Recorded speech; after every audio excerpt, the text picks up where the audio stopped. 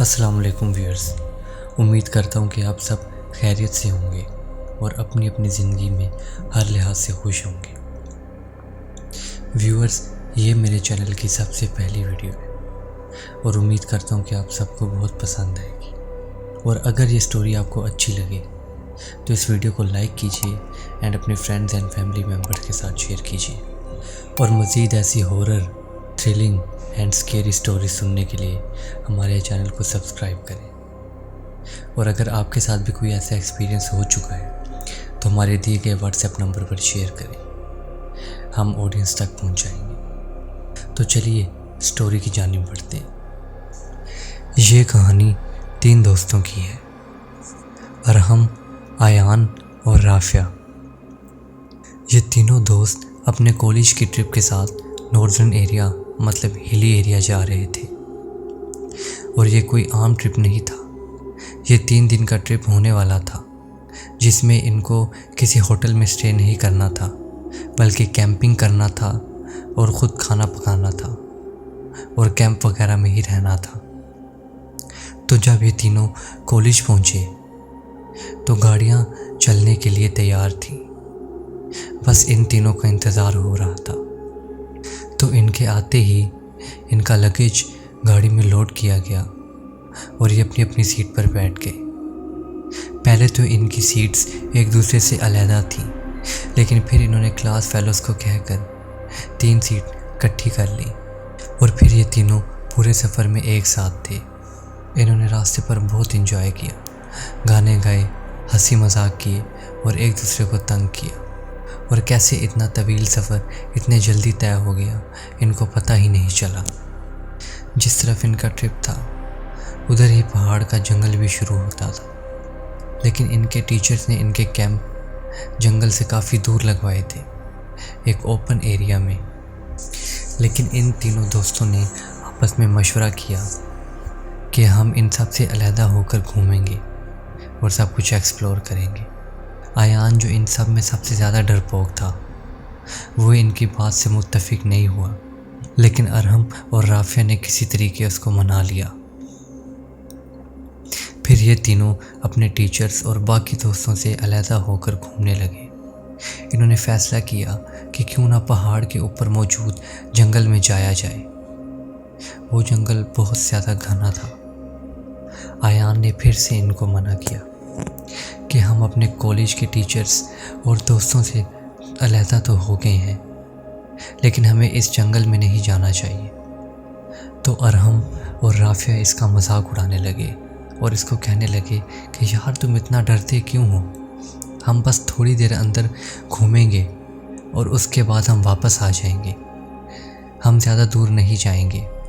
انہوں نے کسی طریقے ایان کو منا لیا، اور پھر یہ تینوں جنگل کے اندر جانے لگے۔ ان تینوں کے بیک پیکس اور ان کی پانی والی بوٹلز بھی ان کے پاس ہی تھیں، اور کھانے کا سارا سامان اور ان کے ٹینٹ بھی ان کے بیگ میں ہی تھے۔ لہٰذا انہوں نے جنگل کے اندر جانا شروع کیا، اور جنگل کے اندر گھومتے گھومتے ان کو ٹائم کا پتہ ہی نہیں چلا، اور نہ ہی یہ پتہ چلا کہ یہ جنگل میں کتنے دور نکل آئے ہیں۔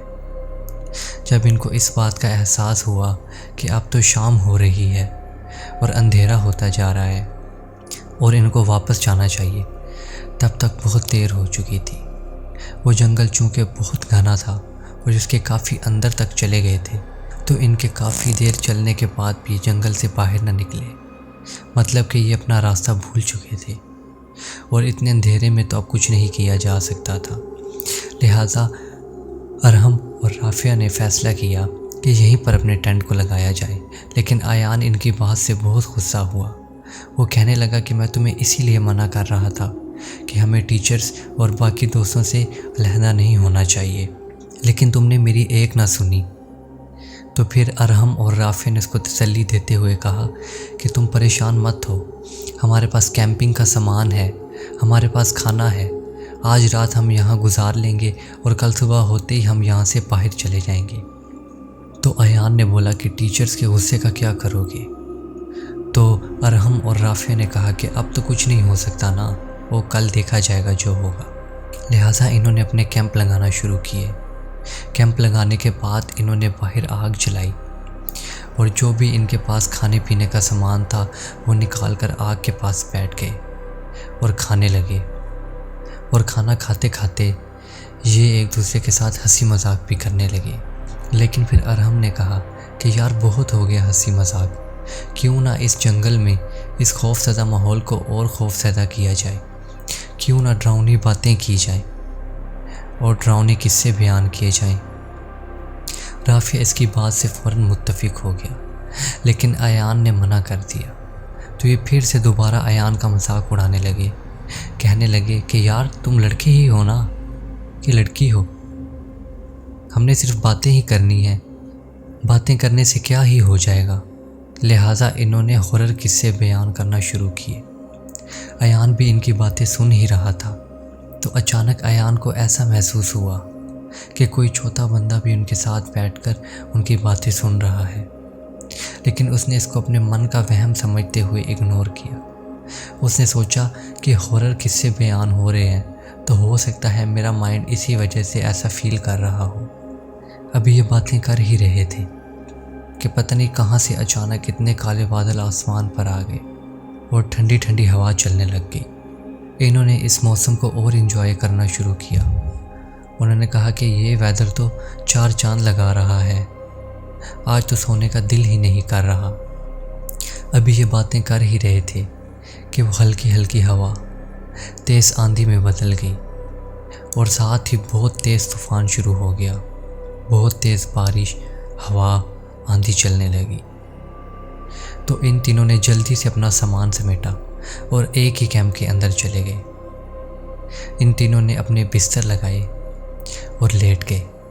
انہوں نے کہا کہ جب تک باہر تھے تو کتنا مزہ آ رہا تھا، لیکن اندر آتے ہی بوریت سی محسوس ہونے لگی ہے اور ان کو جلد ہی نیند آنا شروع ہو گئی اور ان کو پتہ ہی نہیں چلا کہ کب ان کی آنکھ لگ گئی۔ ابھی ان کو سوئے ہوئے تھوڑی ہی دیر ہوئی تھی کہ رافعہ کی آنکھ کھل گئی۔ رافعہ نے دیکھا کہ اب تو طوفان تھم چکا تھا اور بارش بھی رک گئی تھی۔ تو رافعہ نے ارحم اور ایان کو بولا، ارے تم لوگ ابھی تک سو رہے ہو، سامان سمیٹتے ہیں اور نکلتے ہیں یہاں سے۔ تو اس کو آگے سے جواب آیا، چلو ٹھیک ہے۔ تو اس نے آگے ہاتھ کیا تو وہاں کوئی نہیں تھا۔ اس نے اپنے موبائل کی ٹارچ آن کی تو ایان سو رہا تھا اور ارحم باہر گیا ہوا تھا۔ تو پھر اس نے سوچا کہ وہ آواز کس کی تھی، لہٰذا اس نے اس بات کو بھی اگنور کیا، یہ سوچتے ہوئے کہ ابھی نیند سے اٹھا ہوں، شاید میرے من کا وہم ہوگا۔ ارحم اندر آیا تو اس نے پوچھا کہ تم کہاں گئے تھے؟ اس نے کہا تھا مجھے بہت تیز واش روم آیا تھا، میں اسی لیے باہر گیا ہوا تھا۔ لہٰذا ارحم بھی اندر آ کر بیٹھ گیا۔ تو رافعہ نے ان کو کہا، یار یہ بیٹھنے کا ٹائم نہیں، 2 سے 2.5 گھنٹے میں سورج نکل آئے گا، تو ہمیں اس سے پہلے یہاں سے نکلنا چاہیے تاکہ سورج نکلتے نکلتے ہم اس جنگل سے باہر نکل جائیں اور اپنے ٹیچرز اور دوستوں کو ڈھونڈ لیں۔ لیکن ارحم نے کہا، یار ابھی تو باہر بالکل اندھیرا ہے، اتنے اندھیرے میں نکلنا ٹھیک نہیں ہوگا اور نہ ہی ہمیں سمجھ آئے گی کہ ہم کس طرف جا رہے ہیں۔ جہاں اتنی دیر انتظار کر لیا وہاں تھوڑا اور سے ہی۔ لیکن ایان تو بالکل گہری نیند ابھی بھی سو رہا تھا۔ ابھی یہ باتیں کر ہی رہے تھے کہ ان کو ایسا محسوس ہوا کہ باہر کوئی عورت بہت زور سے چیخ رہی ہے، جس کی چیخ کی وجہ سے ایان کی بھی آنکھ کھل گئی۔ ایان ان دونوں سے پوچھنے لگا کہ کس چیز کی آواز تھی۔ انہوں نے کہا کہ ہمیں بھی آواز آئی ہے، ایسے لگ رہا تھا کہ کوئی عورت زور زور سے چیخ رہی ہے اور رو رہی ہے۔ پھر انہوں نے ایک دوسرے کو کہا کہ اتنی رات کو اس جنگل میں عورت کہاں سے آئی؟ تو پھر انہوں نے اپنے ٹینٹ سے باہر نکل کے دیکھا تو وہاں کوئی بھی نہیں تھا۔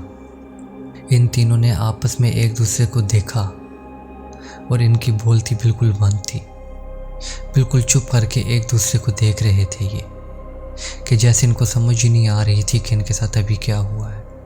تو انہوں نے اس بات کو جان بوجھ کر اگنور کیا، کیونکہ اس بات کے بارے میں سوچنا ہی نہیں چاہ رہے تھے، کیونکہ یہ بات ان کو بہت خوف زدہ کر رہی تھی۔ تو یہ جلدی سے اپنے ٹینٹ کے اندر آ گئے اور ٹینٹ کی زپ بند کر دی۔ اب یہ خود کو سیف محسوس کر رہے تھے کہ تھوڑی ہی دیر تک جنگل میں سے جنگلی جانوروں کی آوازیں آنا شروع ہو گئیں۔ تو یہ تینوں اپنے دل میں سوچنے لگے اور ایک دوسرے کو کہنے لگے کہ ہاں، ہم نے بہت بڑی غلطی کی ہے۔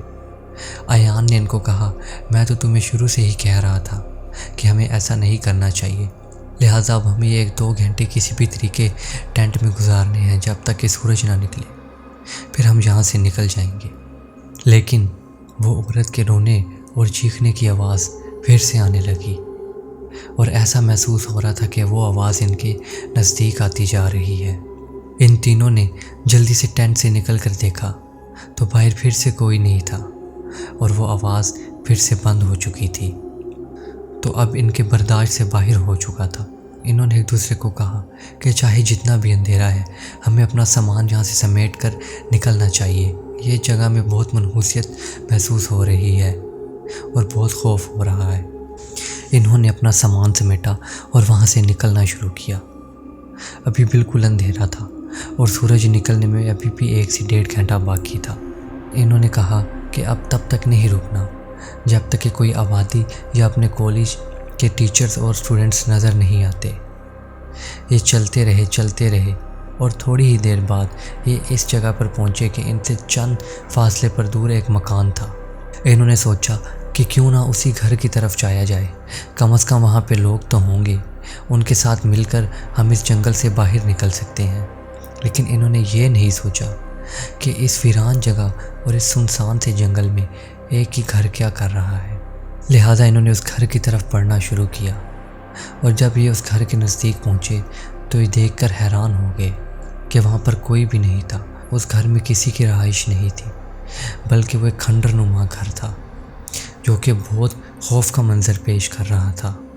انہوں نے کہا، یار ہم نے یہاں آ کر بہت بڑی غلطی کر دی ہے، ہمیں یہاں سے نکلنا چاہیے، بس اس گھر کے اندر نہیں جانا ہمیں۔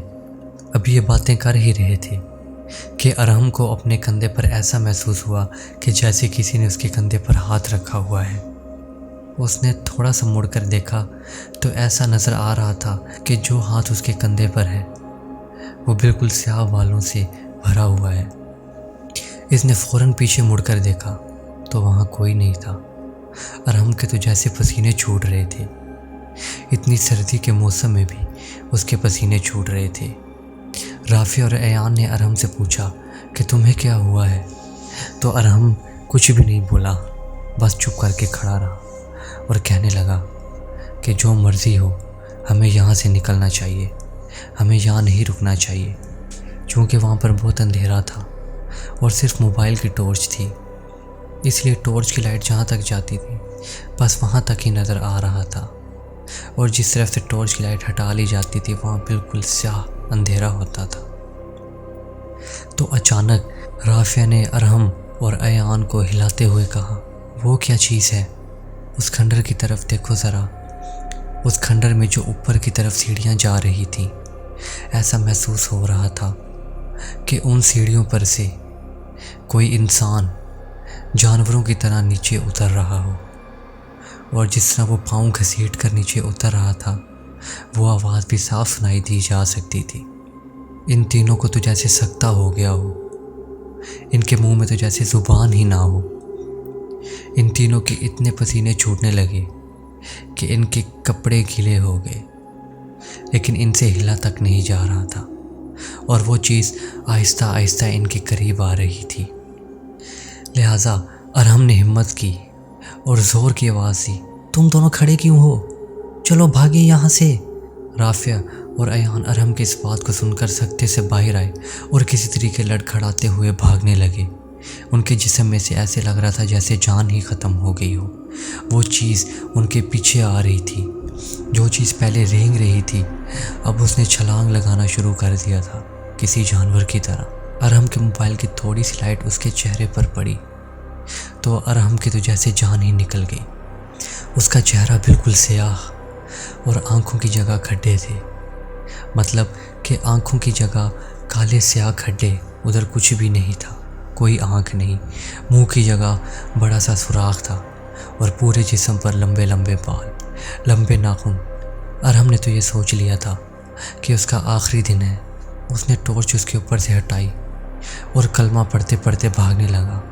رافعہ اور ایان اس سے آگے نکل چکے تھے، لیکن ارحم بھی بھاگتے بھاگتے ان تک پہنچ گیا۔ ابھی وہ بھاگ ہی رہے تھے کہ ان کو کچھ دور سے آوازیں آتی ہوئی سنائی دیں۔ ارحم، رافعہ، ایان، کہاں ہو تم سب؟ ایان نے بولا، یار یہ تو اپنے کالج والوں کی آوازیں لگ رہی ہیں۔ تو انہوں نے زور سے چیخنا شروع کیا کہ ہم یہاں ہیں، ہماری مدد کرو، ہم یہاں ہیں۔ ابھی یہ چیخ ہی رہے تھے کہ اس چیز نے اچانک سے ان کے اوپر حملہ کر دیا۔ سب سے پہلے رافعہ کے اوپر حملہ کیا، تو اس کے بعد رافعہ کو کوئی ہوش نہ رہا کہ اس کے ساتھ کیا ہو رہا ہے، اور وہ بے ہوش ہو گیا، اور وہ خوف کے مارے بے ہوش ہو گیا۔ اس کے بعد ارحم اور ایان پر اس کا حملہ ہوا اور ان دونوں کو بھی زخمی کر دیا۔ ارحم اور ایان بھی بے ہوش ہو گئے، لیکن ان کے کالج کے ٹیچرز اور کچھ دوست جو ان کو ڈھونڈتے ہوئے آوازیں دے رہے تھے وہ ان تک پہنچ گئے تھے۔ ہو سکتا ہے وہ چیز اسی لیے ان کو زندہ چھوڑ کر بھاگ گئی ہو، لیکن وہ تینوں بہت زخمی ہو چکے تھے۔ ان کے ٹیچرز اور دوستوں نے ان کی یہ حالت دیکھی تو وہ بہت ڈر گئے۔ انہوں نے سمجھا کہ ان پر کسی جنگلی جانور نے حملہ کیا ہے، لہٰذا انہوں نے ان کو کسی طریقے اٹھایا اور تینوں کو وہاں سے لے کر کالج کے کیمپ کی طرف روانہ ہوئے۔ کالج کا کیمپ پہاڑ کی اس جگہ پر تھا جہاں سے تھوڑے ہی فاصلے پر ہاسپٹل اور دکانیں وغیرہ تھیں، لہٰذا وہاں سے وہ ان کو گاڑی میں لے کر فوراً ہاسپٹل کی طرف روانہ ہوئے۔ اب تک دن بھی ہو چکا تھا۔ جب ان تینوں کو ہاسپٹل لے کر جایا گیا اور ان کو ہوش آیا، ان کی ٹریٹمنٹ کی گئی تو ان سے سارا قصہ پوچھا گیا۔ تو جب انہوں نے اپنے ساتھ ہوا یہ قصہ اپنے دوستوں اور ٹیچرز کو بتایا تو سب ان کا مذاق اڑانے لگے اور ہنسنے لگے۔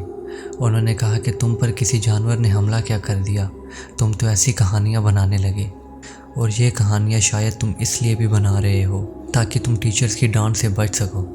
لیکن پریشان مت ہو، ہم تمہیں کچھ نہیں کہیں گے، ابھی بھی ہمارے پاس 2 دن ہے یہاں پر گھومنے کے لیے۔ لیکن ارحم، ایان اور رافعہ نے کہا کہ ہمیں یہاں پر ہرگز نہیں گھومنا، ہمیں یہاں پر اور کیمپنگ نہیں کرنی۔ باقی اسٹوڈنٹس بے شک کریں، لیکن ہمیں ہمارے گھر بھیج دیا جائے۔ تو ٹیچرز نے کہا کہ ہاں ایسا ہی کرنا ہے، ہم صرف اپنے ہی گھومنے کی بات کر رہے ہیں، تم لوگوں کو تو واپس ہی بھیج دیا جائے گا کیونکہ اب تم یہاں پر زیادہ گھومنے کی کنڈیشن میں نہیں۔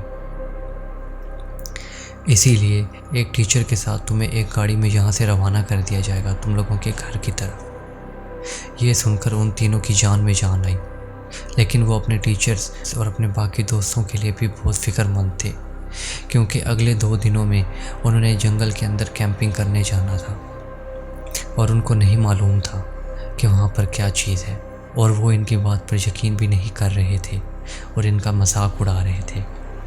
انہوں نے اپنے ٹیچرز اور دوستوں کو سمجھانے کی بہت کوشش کی کہ ان کو بھی ان کے ساتھ واپس چلے جانا چاہیے، اور اگر جہاں رہنا بھی ہے تو جنگل میں کیمپنگ نہ کریں، لیکن وہ ان کی باتوں کا مذاق اڑاتے رہے اور کہنے لگے کہ آج ہی تو ہم نے جنگل میں جا کے کیمپنگ کرنی ہے۔